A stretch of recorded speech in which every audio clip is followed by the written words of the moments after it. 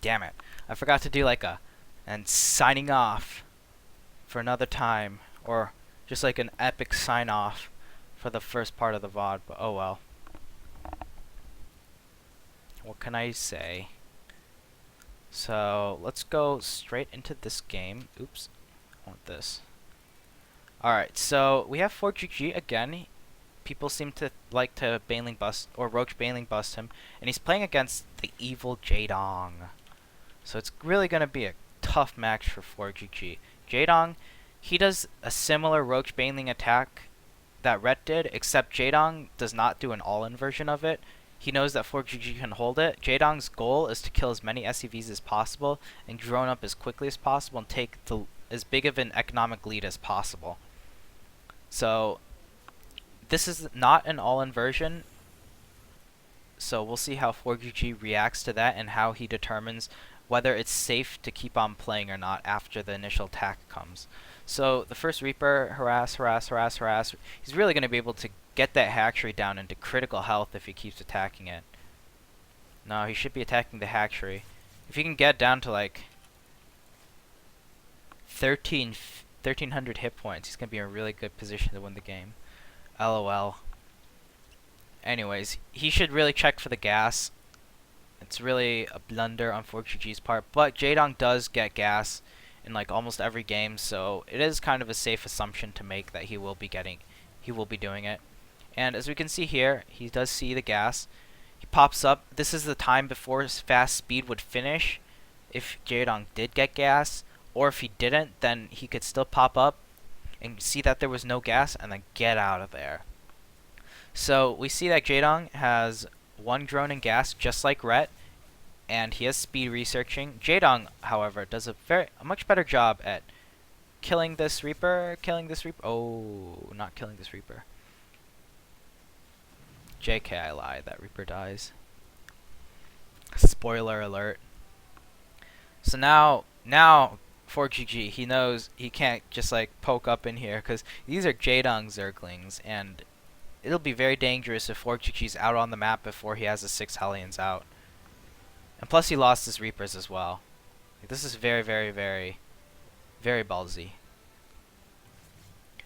Anyways, so if we take a look at the build, to take a look at similarities, we see a third base going down. We see, once again, only 3 queens from Jaedong as well. He has 1 queen injecting, 1 queen injecting, and 1 queen spreading creep. So that's another factor that remains consistent with the all-in version. And 4GG also sees the third base. And now the next poke he's going to want to do that's important for scouting is to do a poke with the 6 Hellions.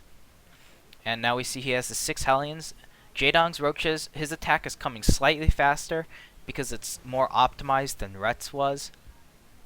His Baneling Nest is going to be done, and his attack's going to hit at about 9 minutes, whereas Rhett's attack hit at about 10 minutes, or like 9:30ish, and that gave 4GG enough time to have both stim and combat shields done. Anyways, so we see these Roaches coming up, and 4GG's immediately starting to build some bunkers. Just like in the first game we saw. Alright. So, the 6 Hellions, what does he see exactly? He sees 1 queen spreading creep. He's poked that queen a little bit. And then he goes into the creep here to like see if Jaedong's going to be sending out a bunch of speedlings, if there's some roaches to like protect this queen. And there's nothing that's guarding this queen right now. And there's only 1 queen. And when there's only 1 queen 8 minutes into the game, and there's no other support queens, like this queen came down from the natural, there should be 2 queens right here at least. Usually 3 or more, because queens are able to shut down the Hellion harass. And when you only see 1 queen like that, and then you see roaches pop up, that means that the minerals that were going to be used to make additional queens is going somewhere else, and in fact it is going into Zerglings. And if not Zerglings, then it would be either getting gas and teching up. Yeah, that's pretty much the only other option. Now 4GG, he knows that the Roaches and Banelings are on the way. However, we see Jaedong, he's already starting to transition out of this. He is at 37 drones. He has his 2 Evo chambers starting before the attack is even over. So this is by no means an all-in version. But for GG, you have to prepare for the all-in version, because you don't know how much the Zerg player is gonna commit to this. And once again, we see 3 more bunkers on the low ground and 1 bunker on the high ground in similar positions as well. And we see these Hellions, they're gonna be out on the map, and they want to like catch reinforcing Zerglings, but they really want to lower the Baneling count before it hits the wall. So he's looking for the Banelings. He sees the Banelings, and he's going to want to chip away at the Zerglings as much as possible. And Jaedong does a good job at using the Roaches to zone out the Hellions so that they can't take any pot shots off on the Banelings. So Jaedong's Banelings are going to be at full health, which is really good for him. And this attack, so Rhett's attack came like half a minute late. I think that was just his poor execution on the build. Jaedong's, however, is going to hit at 9 minutes, and 4GG's stim is just finishing up. He doesn't have enough time to build to start a siege tank, so he's making Widow Mines, and he hasn't started his starport or upgrades either. Whereas the other game, 4GG had 2 engineering base done, he had his starport starting, and he had a tech lab building by the time the attack hit. So this attack is hitting significantly earlier. And all he wants to do is do economic damage, because Jaedong's already droning up out of this, and any workers he can kill, like, the more workers the better. So, oomph, kills some workers there.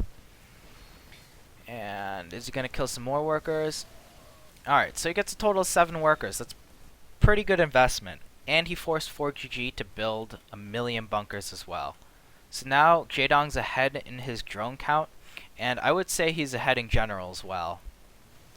And Jaedong had really specific goals. He didn't want to kill the bunkers, he just wanted to kill 1 bunker so that he could start hitting SCVs instead.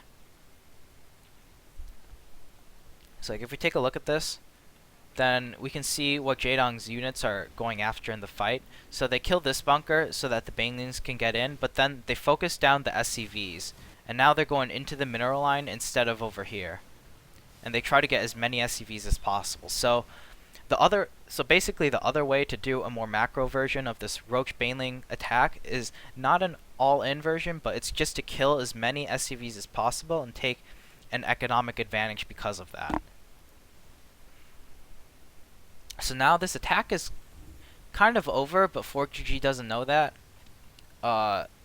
Because of the lack of units coming in right now, he's gonna, and when he starts moving these 2 mines up safer, he's gonna know that he's safe. Yeah, so he's able to move the mine out there. He's just slowly edging forward, and he knows that Jaedong has no more units coming in because they would have come in already. Jaedong, he's adding a macro hatchery. He's going all out macro now. He has his upgrades going before 4GG's upgrades even start. He has his lair halfway done. He's in a much better position than Rhett put himself to be in. So, what does 4GG do from here? Well, I would say the game is relatively even, if not slightly ahead of Jaedong. But since it's even, 4GG, he's just going to be playing a normal game. This is usually what he does if he's not playing, or if he didn't get Roach Baneling busted like that. Ooh. But he usually takes the third on this map because it is a very safe third to take. This little attack path can be easily defended to defend the third. And now he's going for his trademark drops again. So although Jaedong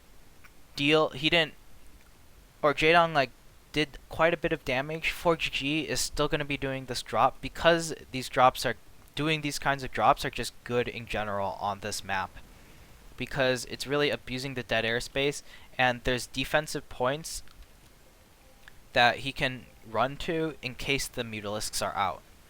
So now he's just trying to do as much damage as possible. Not actually doing too bad, and as we can see here, the resources lost are within 700. Supplies are fairly even. 4GG has the gold base, so his economy is going to be in a really good shape. And this is essentially turned into a macro game from here. And what we see 4GG doing... Ooh, good one. Good shots. But what we see 4GG doing is, once again, he's going to be doing these multi-pronged attacks I got scared for a second. That looked like a Roach Baneling attack. But yeah, so he's going to be doing multi-pronged attacks to hit Jaedong's 4th base and his main base and split Jaedong's army up as much as possible. Like, Jaedong has really good map vision. Really good map vision. Really good map vision. And 4GG's still going to choose to drop. And that just shows you how strong of a strategy this is on this map to do. So he's sending these 2 drops into the main, and he's going to be sending a 2nd force to the 4th base. Now, like, when Mutalisks come and they're like intercepting the drops, 4GG can instantly boost back to an area of safety. So this is by no means risky because there's a landing point, and now he can land his drop and it's going to be safe against the Mutalisks. And now he's slowly starting to push out here to kill the creep, which is leading to the 4th base attack route. Now that 4GG knows that like this army drew all of Jaedong's army over here, so now he's gonna drop with this because he knows that this area is gonna be relatively undefended, as we can see here. So now he's gonna drop, and he's doing the multi-pronged drops, and you can really abuse this high ground if the Zerg, or high ground low ground situation if the Zerg does decide to take this base. And as we see here, he's doing a ton of damage. He hasn't quite won the game yet, but he is, like, this game, it's a pretty even game despite all the things that that happened early on. That Roach Baneling attack, it's pretty much the only other version you'll see is when the Zerg player doesn't do an all-in and he just tries to kill as many drones as possible, or as many SCVs as possible. Now 4GG, he's still doing these like multi-pronged attacks. It's not really, like, he's not really able to get to the 4th base of Jaedong, but it's just his persistence and being able to draw Jaedong's entire army out of position. Like, this drop that got cleaned up, it might have looked bad, like a bad trade for 4GG, but he drew Jaedong's entire army. This is Jaedong's entire army to the other side of the map. And let's see, does he have any Mutalisks? Okay, he has a bunch of Mutalisks over here as well. So his entire army is out of position, and that's the goal of these kinds of drops. It's just to draw Jaedong as far away out of position as possible. Now his units, like, they're just on double time trying to get back to the main base. And as a result, 4GG is able to do a ridiculous amount of damage.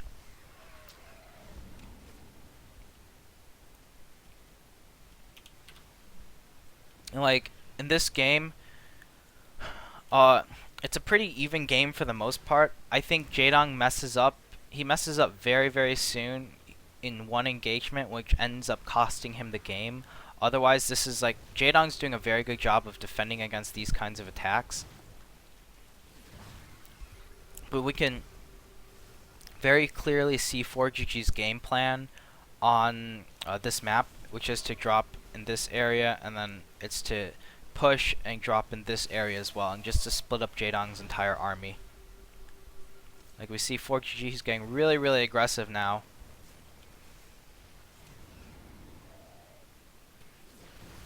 Jaedong's in a really good position, but he loses a very important fight. I think that's about now. He's gonna overextend into this. And 4GG is able to, I'm pretty sure he defends this.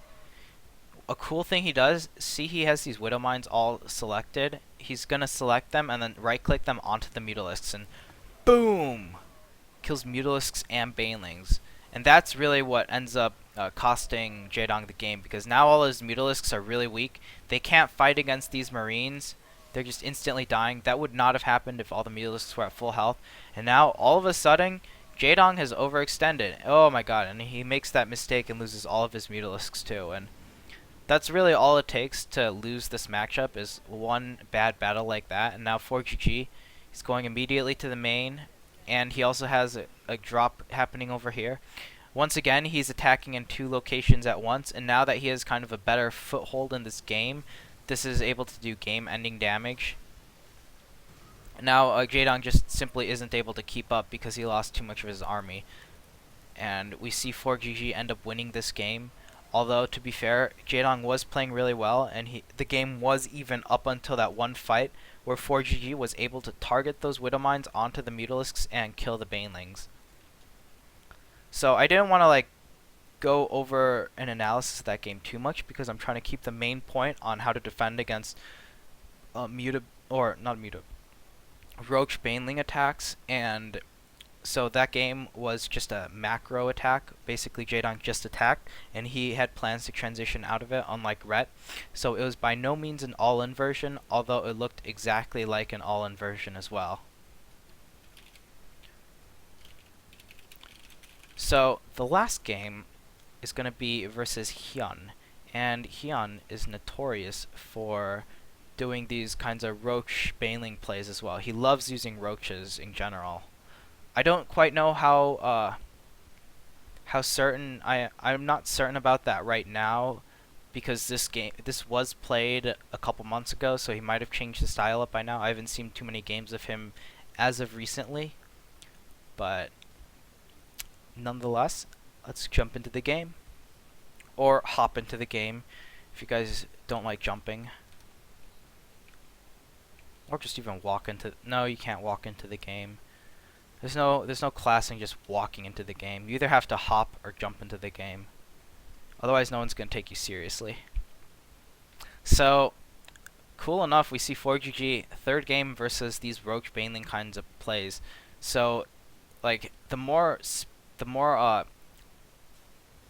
like you see the same player doing the same exact thing and holding off the same exact strategies from 3 different players, really, I think that illustrates exactly how you should be defending against this. And as we know from the 2 previous games, it will be to build 3 additional bunkers on the low ground and build another bunker on the high ground, and then have your Hellion Force out on the map to deal with the Zerglings coming in. And not only them, but if the Zerg player isn't doing a good job of zoning out the Hellions with the Roaches, then to also do a lot of damage to the Banelings before they get to the Baneling, or to your bunker wall. So once again, we see 4GG doing a lot of harassment. Not a lot of harassment when I say he is. And he tries to go in at this timing again to check for speed. Unfortunately, he's denied. This map is not a good Reaper map, so it's very easy to deny Reapers on this map. 4GG, he's just going to have to go home. He has no idea if the speed is happening or not. He sees the 3rd base, though, and that's really all he needs to see, so he knows that it's not going to be a 2-base all-in. Although he doesn't know if there's speed or not yet. Now he knows there's speed. So, if we take a look at Hyun's build... Oh, well, what do you know? What do you know? Uno, dos, tres. He has, once again, 3 queens, spreading creep. And not much else. And he's also making Overlord speed as well. I think that's very interesting. It helps. Overlord speed is especially good on 4-player maps, when, like on Frost and Alterzim, when you can't get a full scout off on your opponent's main base. So the Overlord speed guarantees a full scout. But I think Hyun uses it in this game to fan his Overlords out into ridiculous positions to get really good map control going. Anyways, so 4GG saw 2 queens over there. 1 queen is over here doing inkjacks, but he did see only 2 queens.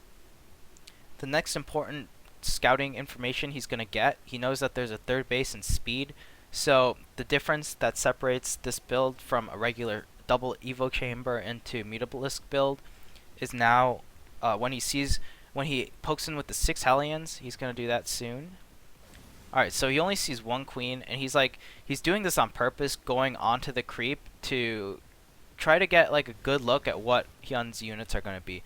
Like if he comes rushing down with a bunch of Zerglings, then he knows that it's going to be more of a regular play, and like if there's multiple queens. But once again, we only see 1 queen from Hyun, so his minerals are either going into Zerglings or tech. And now we see a bunch of roaches coming. We see a 2nd queen, which is over here. So it's pretty much the same thing we've seen in the other two games that we saw. Now he's gonna get the hell out of there, kill some Zerglings on the way, and he sees a bunch of roaches coming. And what can we expect from 4GG? Well, what do you know? What do you know? He's a creature of habit. Is he gonna get the? I believe he should get the fourth one. Yep, there we go. Oh, and I forgot to mention. Also, when you see roaches like that, also get 2 Widow Mines instead of starting a starport or double upgrades or anything, just to pump out those Widow Mines as fast as possible, because that's essential to defending against these kinds of pushes. Now, 4GG, he has the Watchtower, and the main difference in this game is that Hyun has no Zerglings streaming across the map. He actually has no Zerglings whatsoever. And because 4GG sees this, he knows that the only units that are at his base right now are these roaches that he saw when he was all the way over here on this map. So, by not seeing any other units coming by, he knows that Hyun is not going to have any units coming, like any more Zerglings or Banelings. I don't think he has a Baneling nest, but he decided not to make any units because I think he was scouted. Or it's to like trick 4GG in case he wants to scan, but 4GG is intelligent enough to narrow down the possibilities. Alright, 4GG's view. So now that after 4GG has established, like by going to the Watchtower to see if there's Zerglings coming by, and if there are, then he attacks them. If there's not, though, he chooses to go into the third base and do some damage with to the drones. And he's able to force back all of Hyun's roaches, deal some damage to the economy, but really he just wanted to check the drone count and then kind of get rid of the Hellions, because he no longer needs them, because Hyun isn't playing, or he isn't doing an all-in, and since Hyun has 8 roaches out on the field, the Hellions' usefulness is gonna diminish really, really fast. Some Zerg players do build a handful of roaches to deal with the Hellion harass, and Hyun in this game did just that. And now, as we see here, although 4GG had the 4 bunkers initially, he salvaged 2 of them, and he only has 1 bunker. He only made 2 Widow Mines instead of 4 like the last game. So he's still slightly prepared for any possible attack, but he isn't investing nearly too much defense. He's gotten rid of the rest of his bunkers, and he has the very minimal defense, 1 bunker and 2 Widow Mines, to defend against any upcoming attacks. So this game has basically stabilized, and in this game, it's Hyun doing another macro version of the Roach Baneling all-in. He does make a Baneling nest, but he decides only to use the roaches to deny the Hellions and to like take map control. And as a result, because 4GG saw just the roaches and no Zerglings, he used the Hellions to sacrifice themselves to do economic damage, because he knew that the Hellions wouldn't be useful anymore. And now we can see Hyun, he's going to be starting to do kind of like a Roach Baneling army, and he also has a Spire coming up on the way as well. And once again, 4GG, a creature of habit, doing this exact same drop that we've seen in the other 2 games. It's going to be going into the main, and he's able to pick off an Overseer. Any trade is a good trade, and he lost 1 Marine for 1 Overseer, so I'd say that's a pretty good trade. And now he's just able to like stay here, and he can either go here or there by being over here. And this spot is just 100% safe for him as a result of that. Picks off another Overlord. So he's basically picked off he's gotten some free handouts here by Hyun. He's making 3 more bunkers though, because Hyun does have Roach speed. I don't believe he saw that. Let me just double check. Alright, so he doesn't know that Hyun has Roach speed researching, but because there are so many Zerglings and Banelings, and there's no Mutalisks out yet, the Spire has been delayed significantly. Like it's not even, there's still like a quarter of the way left for it. We know that Hyun is investing in something else other than rushing the Spire out, because usually the Mutalisks would be out by now to chase these drops away. But for GG, he knows that there's no more drops here, and so the next, like the most common follow-up is a Roach Baneling all-in, and Hyun has that possibility because he is researching the necessary upgrades. And because there's still no Mutalisks that have come to try to chase these drops away or do anything, 4GG decides to build additional bunkers over here. Makes 5 bunkers, and this is what you need, a bunch of bunkers to defend against a Roach Baneling attack.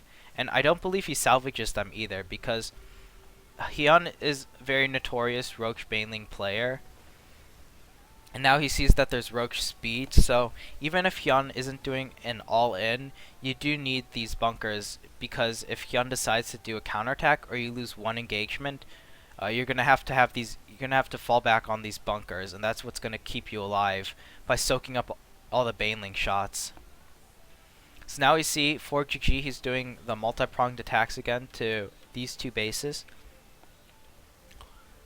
I mean, you could pretty much guess that by now. He hasn't changed a single thing about his build. He's like still making Widow Mines. The only thing he's done was like, Hyun is like a Roach Bane player. He's added additional bunkers. Drop gets cleaned up. Drop is denying this base from mining, and it's doing a lot of damage as well. Like 4GG's supply is pretty good with Hyun's right now, and Hyun has like ridiculous map vision as well. So it's not like these Zerg players aren't seeing these drops coming. It's just that 4GG's strategy, the way he's playing this map by dropping in these two locations and spreading the Zerg army thin, is just really effective. Ooh, oh, those were really lucky shots off. If Hyun was on top of his game, he would have just suicided 3 Banelings and then killed all those Widow Mines. That's why you don't want them clumped up like that. But now, Hyun, he's checking out 4GG's defense. He sees all these bunkers, so if he didn't see all these bunkers, then he would have done a very large attack. He's basically maxed. He's making nothing but army units, so he could have just made a round of Banelings, and then as soon as these reinforcements came, just crush through this wall. And Widow Mines alone are not going to help you. You do need bunkers against this, because Hyun has those 8 Roaches that provide additional firepower, and just makes the Zerg army oh so strong. Now a little bit of Mutalisk Krask. Not bad, not bad. However, even though this is kind of bad for 4GG, it allows him, this army, to... Oh my gosh, has no medevac. LOL. So yeah, he's gonna wait for the medevac, but if there was a medevac, then it would have allowed this to do a lot of damage and then pick up and fly away, because the Mutalisks were over here harassing this base. Alright, so 4GG, he's preparing for another 2-pronged attack here. Clear in the creep. The Mutalisks, like, there's a good thing about Mutalisks, they're really good at harassing. A bad thing, though, they take up a large portion of your supply. This is a 15-30 supply worth of Mutalisks, and they're, like, if you see them harassing, then you know, as the Terran player, that the Mutalisks are over here, and you are safe over here to do, like, this kind of shenanigan stuff.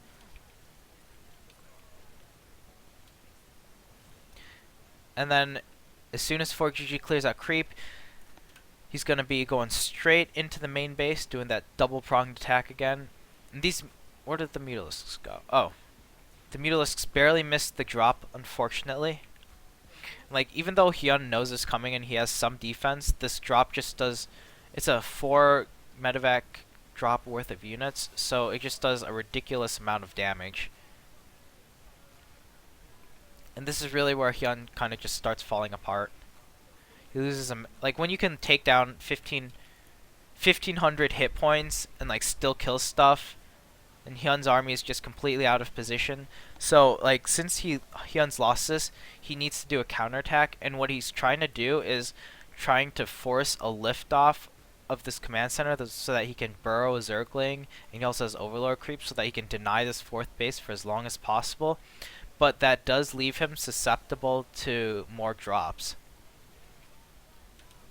Like, now he's gonna do this. He's gonna lift up the command center, but because his units are over here, 4GG's units, like, we know that 4GG wants to drop these two bases, and 4GG has his units over here. If we take a look, we can see when they got there.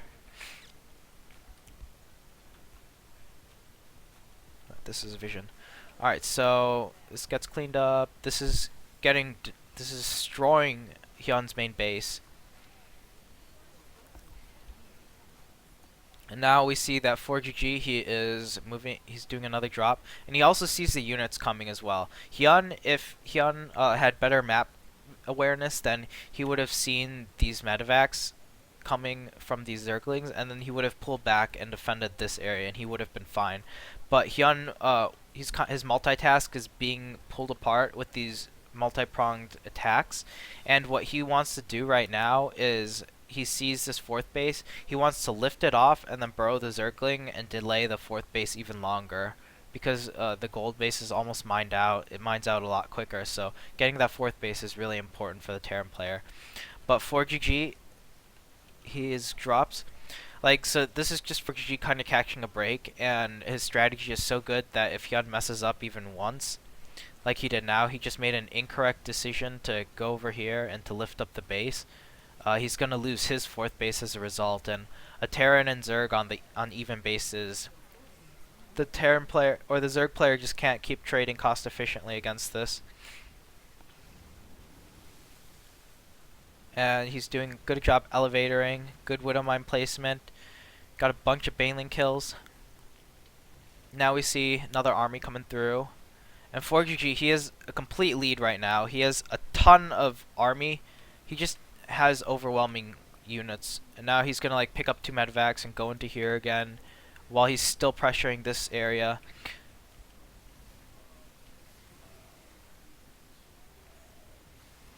There we go. And now like the supply difference tells the story really of how this game ends, or when this game ends. And yeah, so this is pretty much a game right here, and that was because Hyun made an incorrect decision to move all of his units to 4GG's fourth base rather than to defend the drop, and that caught him out of position and allowed 4GG to carry away the game. So I hope that pretty much wraps up the end of this video about dealing with Roach Baneling. Once again, the first part is dealing with the all-in version. The second part is dealing with more macro-oriented attacks where the Zerg player either makes Roaches to shut down the Hellions or makes Roaches and then Banelings to do damage to the SCVs and try to take an economic lead early on, like what Jaedong and Hyun tried to do in these last two games. So, yeah. Hard day's work, not a lazy Sunday after all. If you guys have any topics that you want me to cover or any questions or anything, just leave a comment below and I will get to it as soon as possible. And I will see you guys all in the next vid.